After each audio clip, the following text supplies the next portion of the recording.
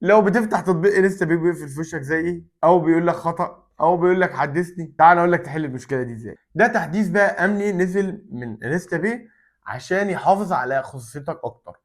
طب وايه الشروط؟ اول حاجه تحدث البرنامج من المتجر الرسمي. تاني حاجه بقى تمسح اي برنامج مهكر او معدل عندك. تالت حاجه لازم الجهاز بتاعك ما يكونش معمول له روت. ولو مثبت برامج ولا حاجه بتنزل لك اعلانات مجهوله المصدر، برضه بيقلق منها. ولو انت مثبت اي حاجه تخص الفي بي ان برضه نفس الكلام. واخر حاجه بقى معانا لو انت مفعل وضع خيارات المطور ومفعل حاجات منها معينه، برضه ممكن تاثر معاك. بس كده، بنسبة 90% البرنامج ان شاء الله هيشتغل معاك. هو بس مجرد تحديث امني بيحافظ على بياناتك، بس كده. ممكن بقى تكتب لنا في التعليقات تجربتك مع نيست بي. لو بتحب بقى المحتوى دوت ما تنساش بقى تصلي على النبي وتشترك معانا في القناة وتدعو لاخواتنا بالفرج الكريم، يا رب يفرج عنهم. سلام.